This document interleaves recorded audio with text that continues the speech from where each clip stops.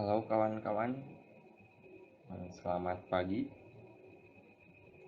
Hari ini kita akan belajar di mata kuliah penginderaan jauh untuk vegetasi dan penggunaan lahan di pertemuan kedua. Perkenalkan, nama saya Taufik Ijaz Ahmad. Saya instruktur di pertemuan kedua ini di bawah dosen Ibu Dela Ayu Lestari yang sebelumnya udah teman-teman ketemu kemarin di pertemuan pertama. Dan semoga teman-teman dapat mengikuti kelas ini dengan baik tentunya ya. Jadi jangan lupa juga karena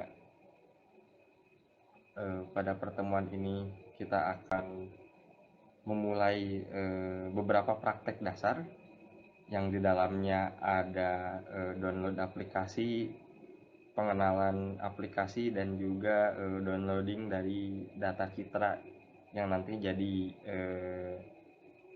bahan praktikum kita ke depannya.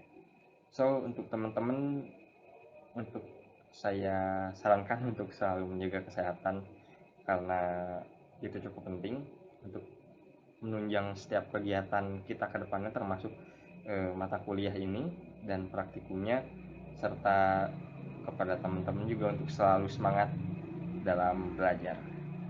Oke, tanpa lama-lama kita langsung mulai aja. Di pertemuan 2 ini kita akan bahas dulu aplikasi apa aja sih yang beredar dan bisa dipakai untuk pengolahan data spasial atau penginderaan jauh untuk vegetasi dan penggunaan lahan, termasuk juga media media satelit perekaman apa aja yang nyediain dan apa yang bakal kita pakai. Nah, aplikasi yang populer dan beredar di luar sana itu sebenarnya terbagi 3. Jadi ada yang pertama itu adalah imagery platform dan juga GIS platform. Nah, satu lagi saya enggak masukin, itu adalah yang base-nya dia UI-nya base-nya adalah code ya, seperti Google Earth Engine code ya, bukan Google Earth Engine biasa yang dimana kita hanya melihat permukaan bumi aja, tapi Google Earth Engine code editor. Nah, balik lagi ke sini, saya bagi di presentasi ini menjadi 2, yaitu imagery platform. Nah, imagery platform ini dia memang aplikasi yang spesifik difungsikan untuk mengolah data-data hasil perekaman satelit berupa data-data penginderaan jauh yang hasilnya adalah citra satelit. Nah, 3 aplikasi populer ini memiliki kekurangan dan kelebihannya masing-masing. Saya nggak akan berbicara kekurangan kelebihannya, tapi yang jelas AirDAS ini atau AirMapper dan NV ini mereka aplikasi pihak ketiga yang disediakan oleh manajemen application terpisah di luar penyedia citranya sendiri. Dan kalau Snap ini dia disediakan oleh Copernicus. Jadi memang mereka yang menyediakan data Sentinel dan layanan satelit Sentinel, dan juga mereka mengeluarkan aplikasi namanya Snap. Nah, di ketiga aplikasi ini untuk keunggulan tentu dimiliki oleh Snap ya, banyak dimiliki oleh Snap dibandingkan dengan NV atau AirMapper atau AirDAS ya. Nah, di Snap ini kita bisa melakukan analisis yang lebih advance, apalagi kalau terhadap contohnya seperti deformasi misalkan, atau mungkin pengolahan-pengolahan yang lebih lanjut dan memiliki komputasi tingkat tinggi, itu Snap yang paling unggul gitu. Nah, kalau untuk GIS platform secara umum ada QGIS dan ArcGIS. Nah, QGIS ini aplikasi yang open source, dia free juga, dan semua toolsnya berbasis di plugin. Jadi kalau teman-teman butuh sebuah tools spesifik, teman-teman bisa mencarinya dan juga menginstal pluginnya, itu pun kalau di provide oleh yang buat plugin atau kalau tersedia gitu plugin. Nah, kalau ArcGIS ini memang komersial platform, jadi tidak disediakan secara gratis, dan terbagi jadi dua secara umumnya. Ada dalam JS platform tentunya terbagi menjadi dua, yaitu ArcMap dan ArcGIS Pro. Nah, gitu. Nah, ArcGIS ini di bawah Esri. Nah, QGIS versus ArcGIS tentu memiliki kekurangan kelebihannya masing-masing di balik open source dan free platform versus yang berbayar gitu. Nah, pada kuliah ini dan sampai nanti beres kita akan pakai ArcGIS. Nah, saya merekomendasikan ArcGIS karena satu, kemudahannya, yang kedua karena graphical user interface-nya mudah dipahami juga, mudah diinterpretasikan, kemudian dia mudah untuk diakuisisi, dalam artian kalau kita ngolah data kita lebih mudah dalam melakukan interpretasi data sehingga kita tahu gambaran akhirnya bakal seperti apa, karena prosesnya yang lebih GUI lah sebahasanya gitu. Kalau GIS ini dia berbasisnya di plugin, sehingga masing-masing plugin dia punya style GUI masing-masing, dan si pluginnya juga tidak variannya memang banyak, tapi untuk komprehensivitas saya rasa ArcGIS lebih menang gitu. Pokoknya ArcGIS itu luar biasa kalau teman-teman pernah pakai ArcGIS dan QGIS dan melakukan pengolahan data tingkat lanjut, apalagi yang di dalamnya itu udah ada pengolahan mulai dari raw, let's say dia citra satelit, hingga menjadi informasi spesifik, itu ArcGIS lebih baik. Nah, kenapa kita pakai ArcGIS Pro bukan ArcMap gitu ya? Nah, ArcGIS Pro ini merupakan pengembangan tingkat lanjut dari produk ArcGIS oleh Esri, yang dimana ArcGIS Pro ini bakal jadi future product dari Esri juga, karena dia punya tools yang jauh lebih advance dalam analisa dan pengolahan terhadap data 2 dimensi dan juga 3 dimensi. Nah, selain itu juga ArcGIS Pro dia juga memprovide tools untuk pengolahan dan analisis terhadap multidimensional data gitu. Jadi untuk seberapa powerful ArcGIS Pro, sangat powerful. Jadi kita akan pakai aplikasi ini, dan juga perlu teman-teman ketahui bahwa kami tidak memprovide license untuk ArcGIS Pro, sehingga nanti akan saya contohkan bagaimana cara membuat akun trial dan berlakunya selama 21 hari. Jadi sehingga teman-teman perlu memperbarui license bisa dengan cara teman-teman beli, atau mungkin dengan cara teman-teman buat akun baru setiap 21 hari, karena dari pengalaman dan pengetahuan yang menyatakan bahwa penggunaan ArcGIS Pro atau Esri Products yang dia crack itu sangat tidak direkomendasikan, karena berefek fatal. Yang pertama, dia akan biasanya akan korup terhadap apps-nya atau ArcGIS-nya sendiri, dan juga dia menghasilkan korup pada bahan kerjanya teman-teman, dalam artian data yang teman-teman kerjain. Nah, selain itu juga kalau teman-teman pakai yang crackan, ada kemungkinan disisipi malware, virus, dan juga hal-hal yang teman-teman nggak pengen.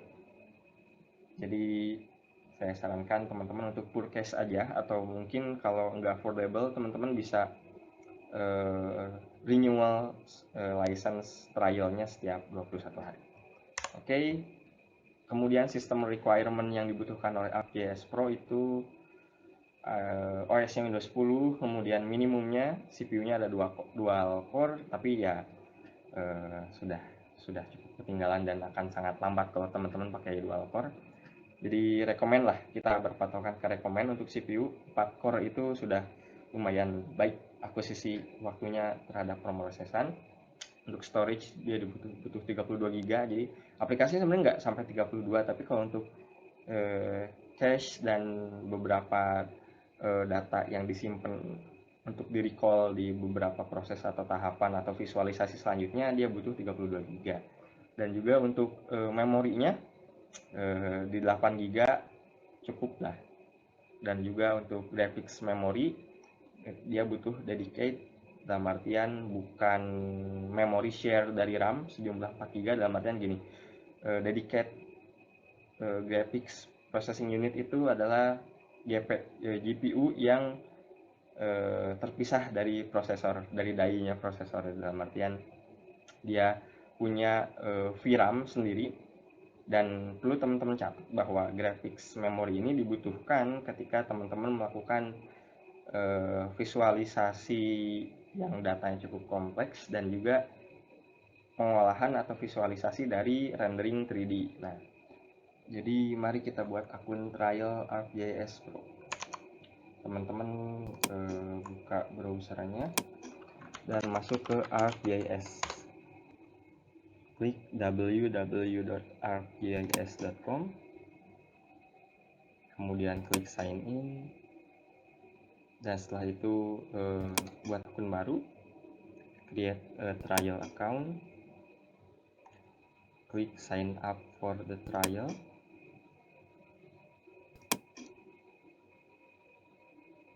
dan isi ini berdasarkan data teman-teman. Dan nanti akan ada pilihan ini ya, if you are a student or teacher affiliated with an educational institution. Nah, klik ini Learn ArcGIS, klik aja ini. Oke, isi dengan data teman-teman.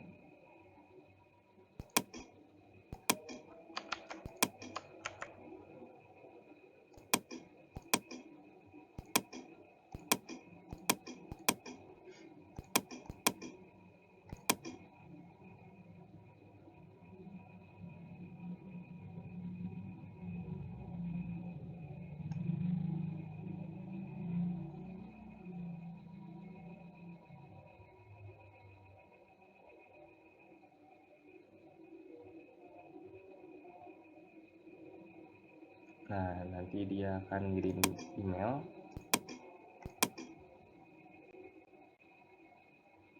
Dan nah ini.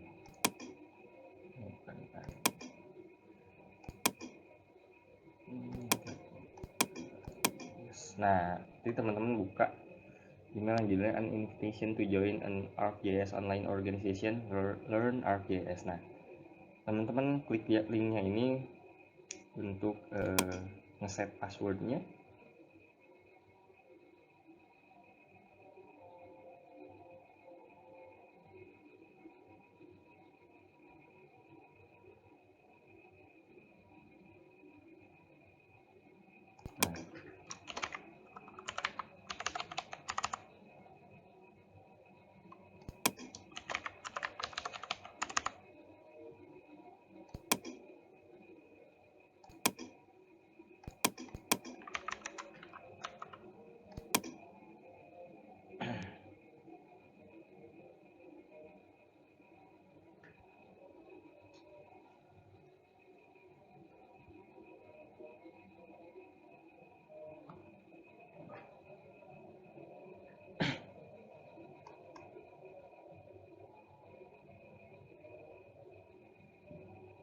Oke, setelah masuk ke ArcGIS dengan akun yang baru tadi dibuat, teman-teman masuk ke My Settings.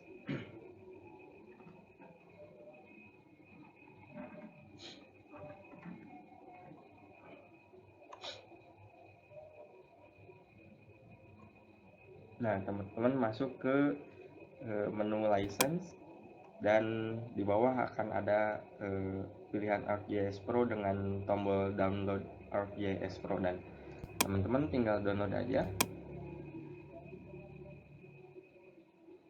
Nah, seperti ini, dan di download kebetulan saya sudah ada dan saya juga cuman next, kemudian nanti dia akan minta teman-teman melakukan registrasi secara online berupa masuk memasukkan akun yang tadi teman-teman buat gitu.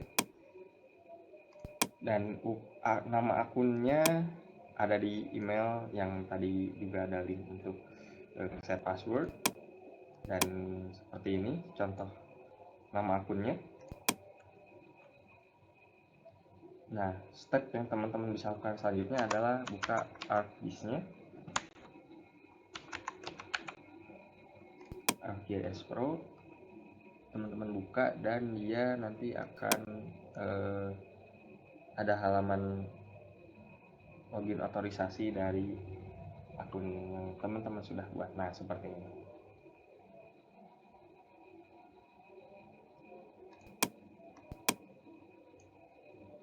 Teman-teman masukin aja, copy paste aja si akunnya.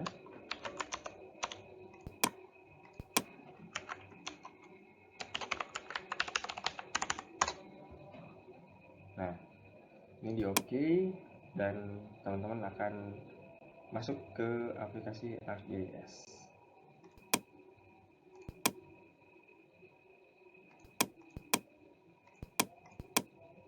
Oke, teman-teman sudah masuk di aplikasi ArcGIS. Nah, sebelum saya jelaskan lebih lanjut, teman-teman bisa mempelajari tentang ArcGIS Pro lebih dalam. Kemudian saya setelah ini akan menjelaskan secara singkat mengenai bukan tools sih, seperti menu-menu dan rebound apa aja yang ada di ArcGIS Pro. Untuk melakukan pembelajaran yang lebih lanjut dan lebih dalam mengenai layanan atau fitur dan fungsi yang disediakan oleh ArcGIS Pro, teman-teman bisa masuk ke email ini, ke email yang terdaftar maksudnya, dan klik email yang judulnya Learn About Your 21 Day Education Trial. Nah, di sini teman-teman bisa klik yang ini, Get Started with ArcGIS Pro, klik View Lesson.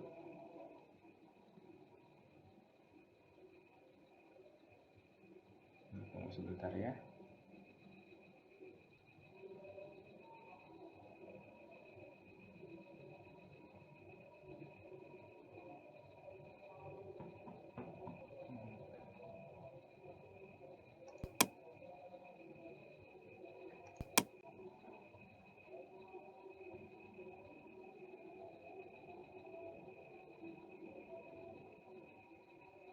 Jaringan saya kayaknya kurang bagus nih. Nah, ini. Nah, ini benar tuh. Jadi ini merupakan beberapa contoh membuat proyek itu seperti apa, melakukan navigasi, menambahkan data, kemudian juga melakukan merubah style terhadap peta, dan beberapa hal-hal lain yang teman-teman bisa lakukan. Nah, ini bisa dipraktekin secara mandiri oleh teman-teman dan juga bisa dipelajari oleh teman-teman mengenai dasar-dasar dari ArcGIS Pro. Oke, kembali ke aplikasi, kita bisa klik map, masukin nama project yang teman-teman pengen, dan juga pastiin itu berada di lokasi yang teman-teman mudah ingat.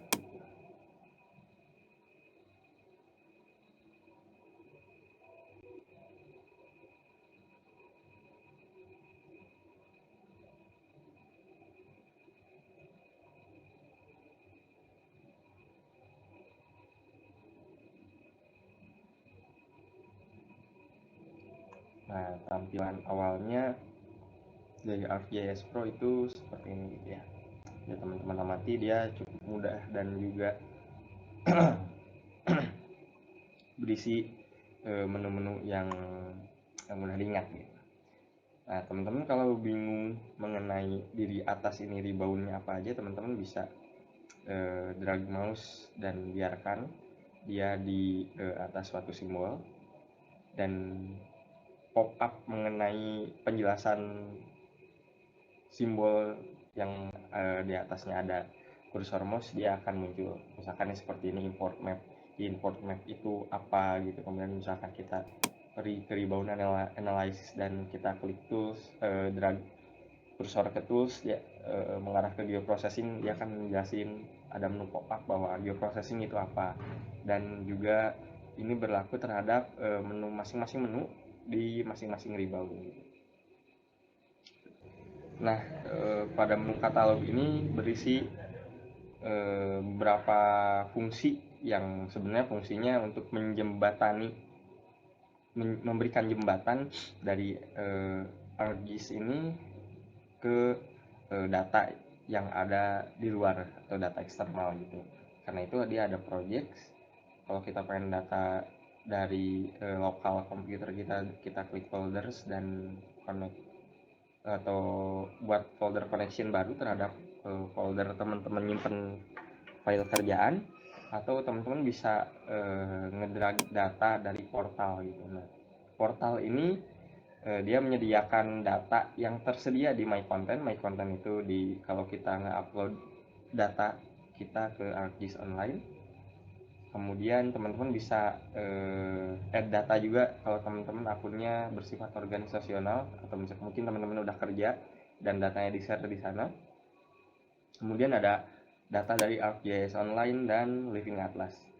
Nah, kalau dari ArcGIS Online ini dia sangat banyak banget. Jadi kalau teman-teman pengen data spesifik, teman-teman bisa cari di sini. Kemudian juga di Living Atlas juga, misalkan teman-teman pengen langsung cari citra satelit juga biasanya ada gitu di sini. Misalkan kita cari Sentinel 9 misalkan. Oh, Sentinel 9, sorry salah. Lansa 9.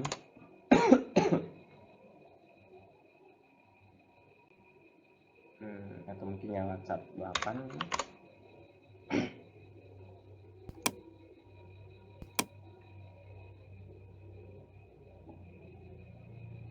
Atau mungkin teman-teman pengen cari data mangrove.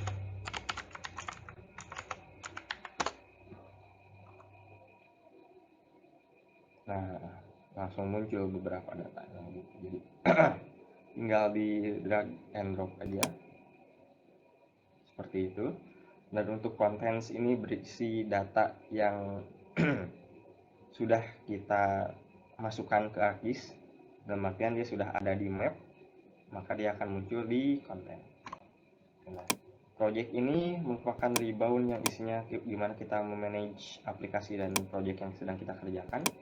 Map itu berisi tentang apa-apa saja yang bisa digunakan untuk mengatur di map ini. Insert itu merupakan rebound yang isinya menu untuk menambahkan data.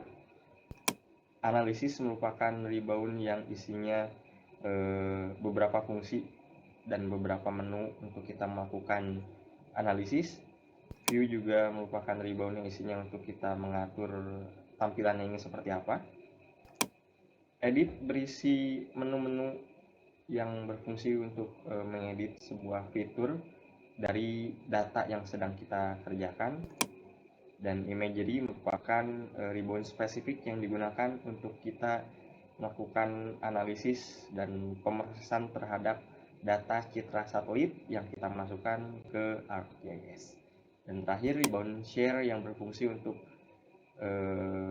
kita melakukan sharing dari data yang sedang kita kerjakan atau data yang sudah kita kerjakan, dan mungkin layouting yang sudah kita kerjakan gitu.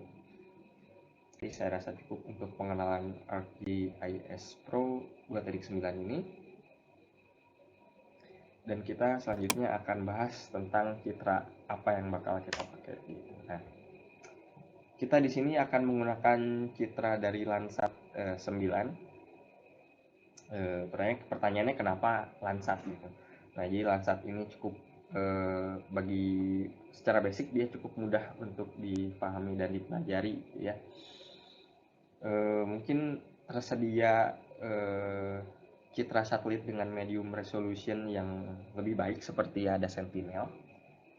Hanya saja untuk Sentinel untuk bundling penggunaannya teman-teman harus menyesuaikan karena ada Sentinel 2, Sentinel 1 sampai Sentinel 5 yang jelas-jelas dia spesifik, penggunaannya cukup spesifik dan juga mungkin agak sulit bagi yang baru berkecimpung dalam dunia penginderaan jauh. Karena itu Landsat cukup basic karena satu produk Landsat 9, Landsat 8, dan Landsat 7 itu merupakan bundling produk yang universal use gitu, bisa digunakan dalam beberapa proses dan beberapa ekstraksi informasi. Karena itu kita menggunakan dari Landsat. Dan secara spesifik lagi kenapa kita menggunakan Landsat 9 ini. Jadi Landsat 9 ini satelit yang baru di launch dan juga datanya baru tersedia di 2022 awal ini. Nah, karena dia baru, otomatis dia juga memiliki beberapa kebaruan gitu. Selain dia mengcover dari jangka waktu pengamatan Landsat 8 yang sudah cukup lama, dia juga memiliki beberapa kebaruan dari fitur lensa dan juga keunggulan dari hasil citra yang diberikan. Secara garis besar, keunggulan yang diberikan lewat citra satelitnya adalah dia memiliki resolusi radiometrik yang lebih tinggi. Yang awalnya itu 12 bit dari Landsat 8 meningkat menjadi 14 bit. Nah, jadi ini berarti mengizinkan sensor untuk mendeteksi subtle lebih banyak. Jadi subtle itu adalah perbandingan atau range yang terjadi dari bright ke, atau ya lebih ke cahaya, dari cahaya putih menuju titik paling gelap gitu, dalam artian jadi range dari titik paling putih dan yang menuju titik paling gelap itu bisa lebih panjang sehingga detailnya lebih bagus gitu. Nah, mungkin kalau teman-teman sulit ngebayanginnya, teman-teman bisa bayangin layar LED biasa dengan layar OLED gitu. Nah, yang menjadi nilai jual dari layar OLED adalah kemampuan dia merepresentasikan seberapa gelap cahaya bisa diredam oleh si panel displaynya gitu. Nah, sehingga detail yang ditampilkan kan bisa lebih banyak. Sama ini juga dengan Landsat 9 juga, dia mengizinkan subtle yang lebih banyak lagi gitu, karena peningkatannya dari 12 bit ke 14 bit itu cukup jauh, karena 12 bit artinya cuma 4096 shades, sedangkan 14 bit itu 16.234 shades. Terlampau jauh, hampir ya 4 kali lipat lebih lah gitu. Ini berarti pengamatan yang lebih baik terhadap wilayah gelap yang ada di wilayah perairan atau di area-area hutan yang lebat, sehingga cukup cocok untuk kita pakai. Terlebih kita akan menggunakannya terhadap vegetasi dan juga penggunaan lahan gitu. Lalu gimana cara kita mengakses data Landsat perekaman citra satelit Landsat 9 ini? Yang perlu teman-teman lakukan adalah teman-teman masuk ke Earth Explorer. Earth Explorer. Nah, jadi data citra satelit ini merupakan citra yang disediakan oleh pemerintah Amerika Serikat lewat platform Earth Explorer ini. Yang perlu teman-teman lakukan ketika sudah masuk ke Earth Explorer ini, jadi Earth Explorer ini merupakan platform bagian dari USGS. Teman-teman perlu login. Nah, tampilannya kurang lebih seperti ini gitu ya. Dan yang perlu teman-teman lakukan adalah login pertama.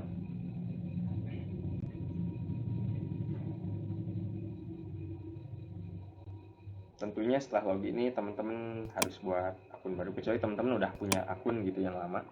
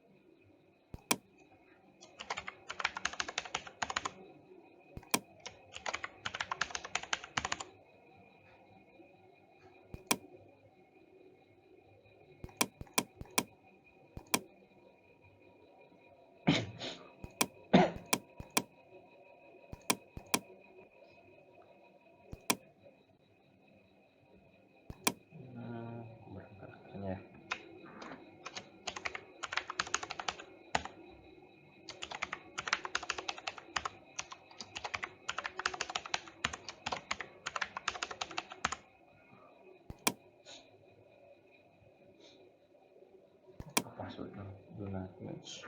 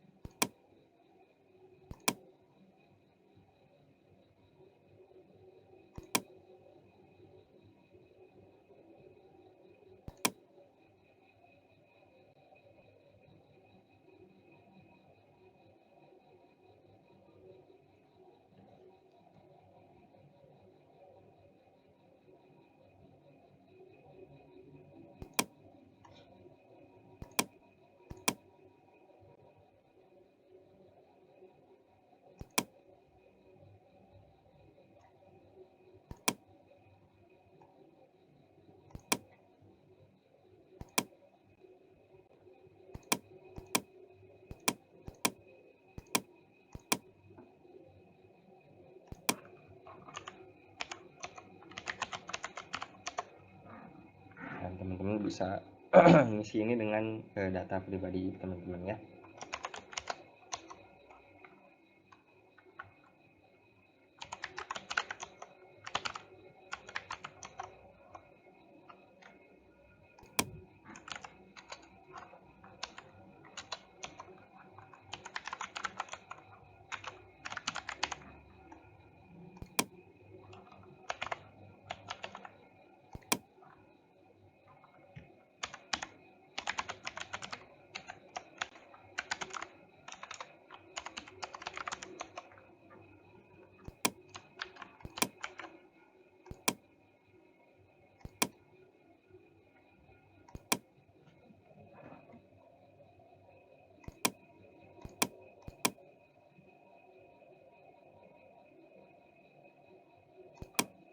Dan teman-teman kalau udah ngisi, teman-teman klik submit registration dan return to login page. Nah, teman-teman kembali ke email teman-teman.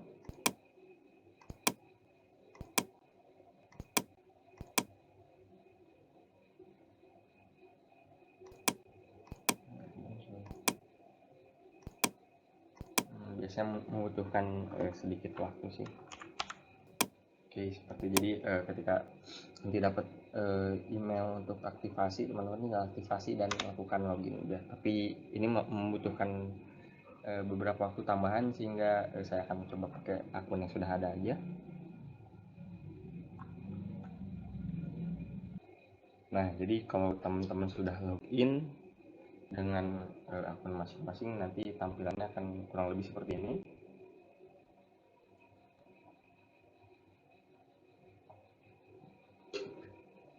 Nah, yang perlu teman-teman lakukan adalah selanjutnya menurut data. Nah, saya akan coba sedikit jelaskan mengenai interface dari yang disediakan oleh Explorer ini.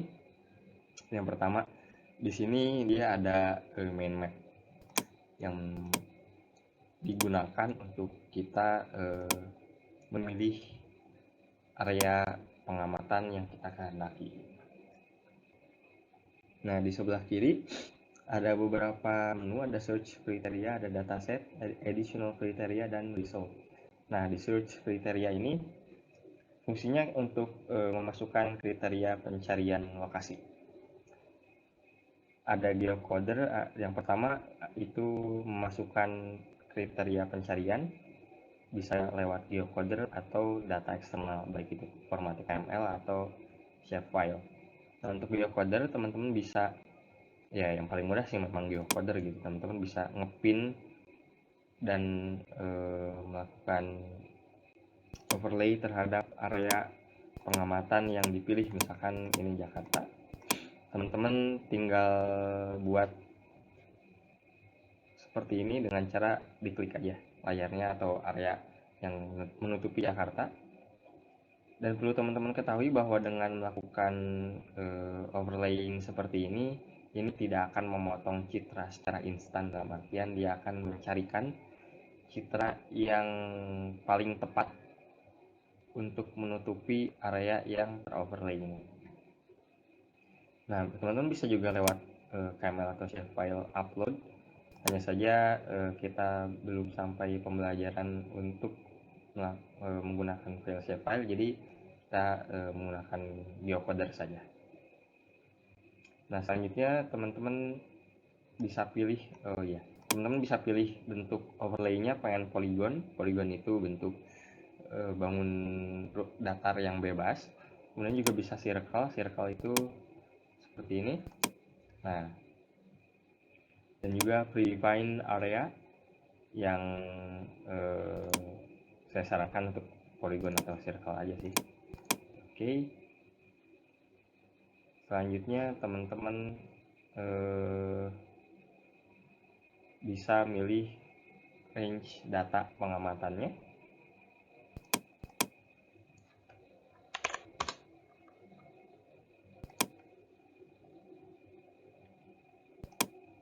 Misalkan pengamatannya dari bulan Januari hingga tanggal video ini dibuat di tanggal 17. Cloud covernya, cloud cover ini merupakan persentase tutupan awannya. Jadi kalau citra satelit seperti ini dia tertutup awan, maka yang terjadi adalah bentuk muka rupa bumi ini dia tidak akan terlihat terhalang oleh awan, seperti foto yang ada awannya gitu, kurang lebih seperti itu. Jadi teman-teman bisa redefine cloud covernya yang dikehendaki pengen berapa gitu. Saya berikan contoh misalkan di bawah 50%, karena mengingat cuaca di daerah Pulau Jawa dan Selat Sunda yang intensitas hujannya cukup sering gitu. Oke, dan klik dataset. Nah, dataset ini teman-teman milih dataset mana yang dalam artian citra perekaman mana yang teman-teman pengen pilih. Nah, kita pilih Landsat. Kita pilih Landsat Collection 2 level 1 dan pilih Landsat 8 strip 9 oli garis miring Pierce Collection 2 level 1 dan klik result.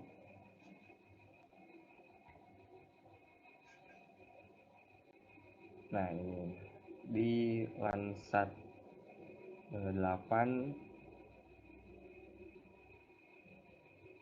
maksud saya Landsat 9 dia ada, hanya saja dia tertutup oleh awan ya. Awannya cukup intensitas awannya cukup tinggi. Nah, ini ada dari Landsat 8 yang intensitas awannya rendah. Hanya saja perlu diketahui bersama bahwa waktu perekamannya ini mereka berbeda tentunya. Oke, kita pilih daerah lain yang mungkin lebih baik, atau mungkin sebagai contoh yang jelas dia bakal dry. Kita pilih aja Amerika. Terlalu luas ini. Ya, kita pilih Gunung Nevada aja. Oke, cloud covernya 50. Oke, result.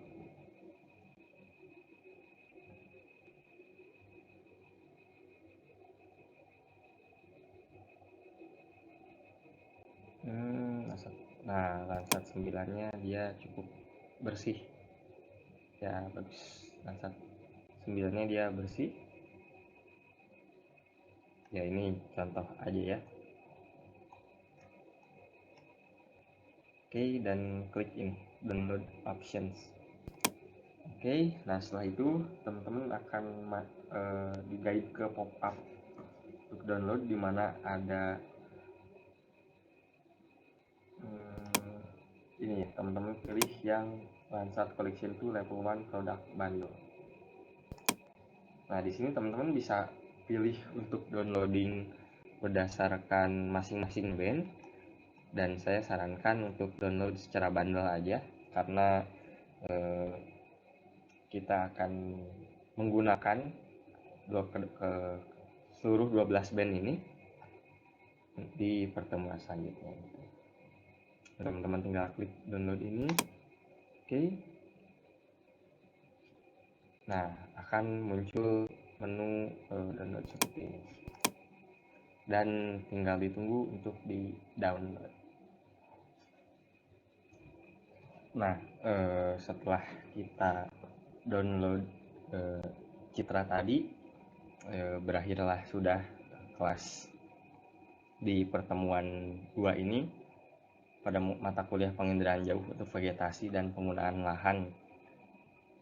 Nah, jadi hari ini kita sudah belajar mulai dari kenapa kita memilih ArcGIS Pro, kemudian juga sebelumnya kita terlebih dahulu mengenal apa aja sih aplikasi yang tersedia di luar sana, masing-masing fungsinya, hingga kenapa kita memilih ArcGIS Pro. Nah, selanjutnya kita juga belajar bagaimana melakukan registrasi akun trial, kemudian download, dan juga instalasi, hingga pada pengenalan singkat dari ArcGIS Pro application itu sendiri seperti apa. Nah, setelah itu juga kita belajar penggunaan dari maksud saya kenapa kita pilih Landsat 9, Landsat 9, kemudian juga registrasi akun USGS, kemudian juga mengakses Earth Explorer, dan juga sedikit pengenalan awal mengenai interface dari Earth Explorer itu sendiri, hingga memilih area pengamatan, kemudian juga melakukan beberapa set parameter, dan akhirnya mendownload Citra. Pertemuan hari ini cukup sampai di sini.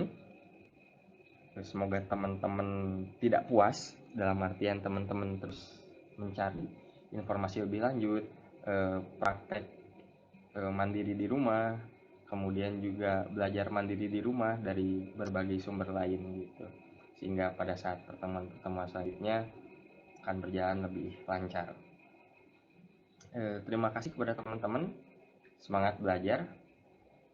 Semoga teman-teman sehat semua di rumah, dan juga teman-teman dapat mengikuti pelajaran pada mata kuliah penginderaan jauh untuk vegetasi dan penggunaan lahan ini dengan baik ke depannya.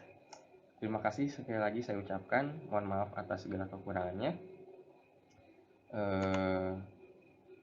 Dari Ibu Dela Ayu Lestari dan saya mengucapkan banyak-banyak terima kasih, mohon maaf sekali lagi atas kekurangannya, dan sampai jumpa di pertemuan selanjutnya. See you.